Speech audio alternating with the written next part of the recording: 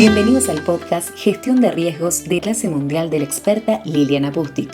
Una experiencia donde podrás escuchar y aprender sobre lo último de la disciplina de gestión de riesgos empresarial, estratégico, operacional, emergente, de proyectos, programas y portafolios.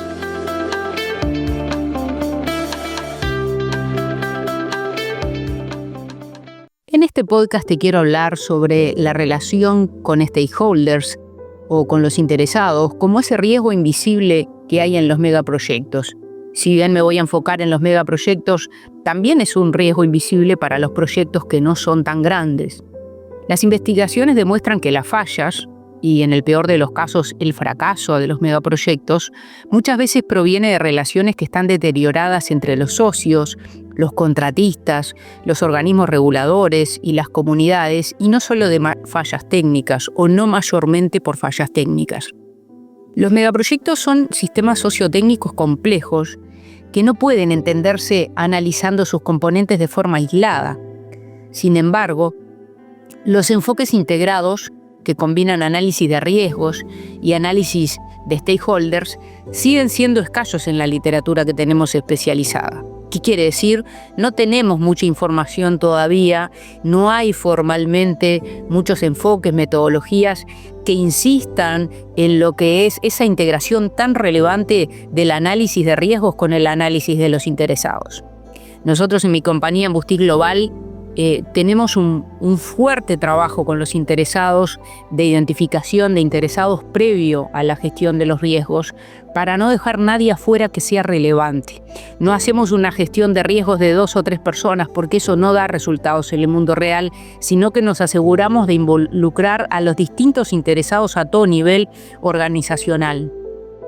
Lo que es más, en el mundo real, como nosotros decimos, muchas veces nos piden análisis de riesgos que solo lo hagamos nosotros como consultores, sin la intervención o con una intervención mínima de los propios dueños de riesgos. Algo que va contra las mejores prácticas y además que no da resultado real en los megaproyectos. Como yo digo, es imposible tener una buena identificación, análisis y tratamiento de riesgos cuando solo se espera que el resultado lo dé un consultor. La participación activa y principal es de los dueños de riesgos y de los dueños de planes y controles. Eso se llama la primera línea o la primera línea de defensa, como se llamaba antes, y no la segunda línea.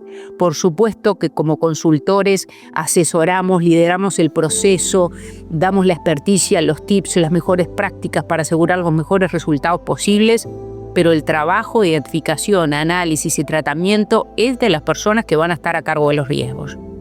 En los megaproyectos, la colaboración voluntaria entre stakeholders a veces es difícil de lograr.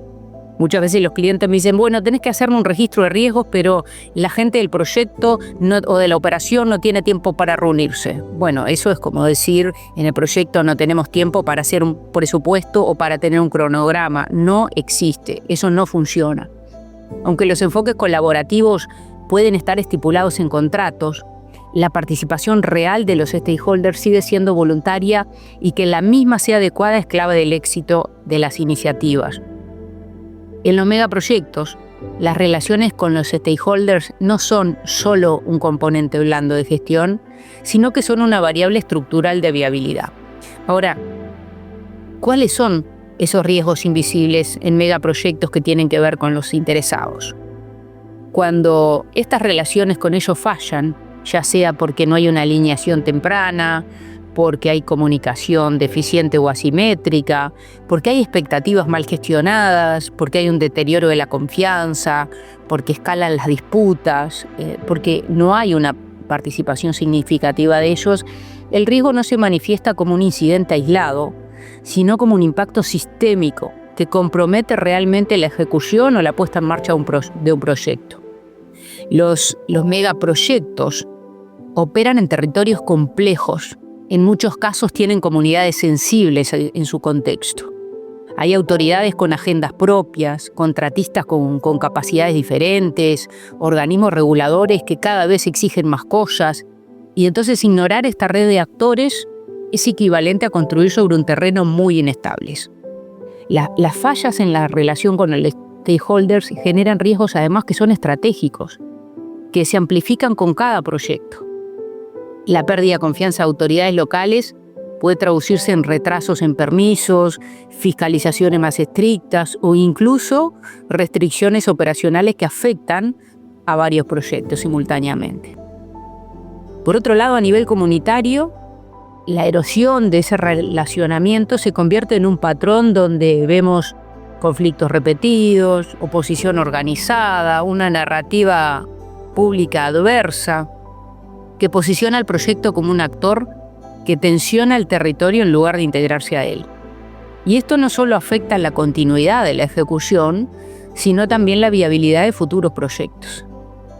En el ámbito corporativo, las fallas en la gestión de stakeholders deterioran también la reputación de la compañía y generan costos cada vez más altos, porque hay que renegociar, hay costos de compensaciones, de rediseño de medidas de tratamiento de los riesgos, y hay esfuerzos reactivos de comunicación que consumen un montón de recursos y que además reducen la eficiencia de CAPEX. Además está la presión de los stakeholders internos, los contratistas, también los sindicatos, los equipos de operaciones, y todo eso puede fragmentar la gobernanza, generando además decisiones inconsistentes, pérdidas de alineación.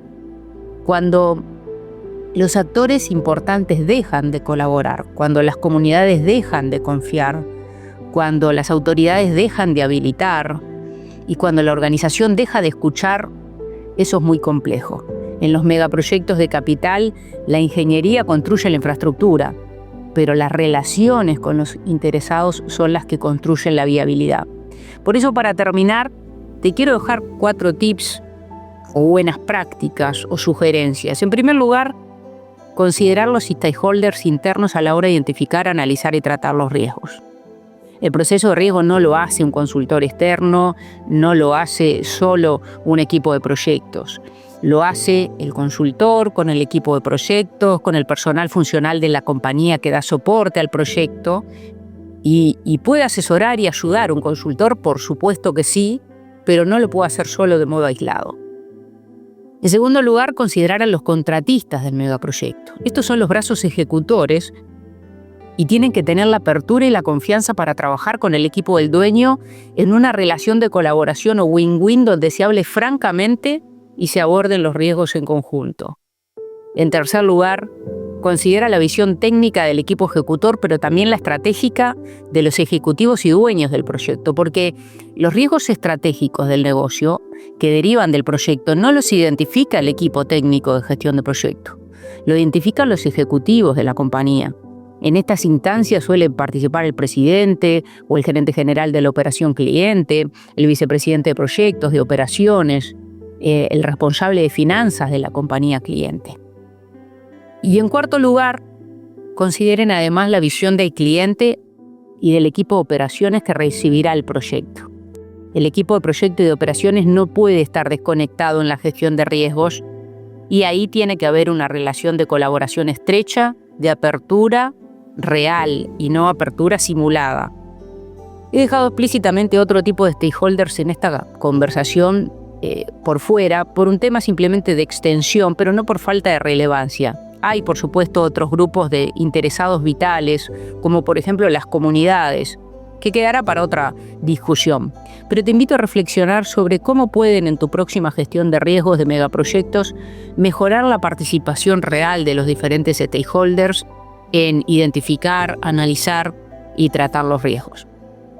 Te invito a que sigas escuchando otros podcasts, tanto de mi podcast Gestión de Riesgos de Clase Mundial o mi podcast de proyectos, programas y portafolios, así como leer los blogs que tenemos en mi sitio web butchtick.com y seguirnos en todas las redes sociales, principalmente LinkedIn, YouTube e Instagram. Hasta un próximo episodio. Espero que hayas disfrutado de este episodio. Si te gustó, dale me gusta, compártelo y sigue a Liliana Bustic en sus redes sociales, LinkedIn, YouTube, Instagram, Facebook y Twitter, así como encuentra más contenido de valor para tu desarrollo profesional y laboral en www.bustic.com. Allí también puedes conocer sobre sus servicios de consultoría y capacitación para apoyar a tu empresa.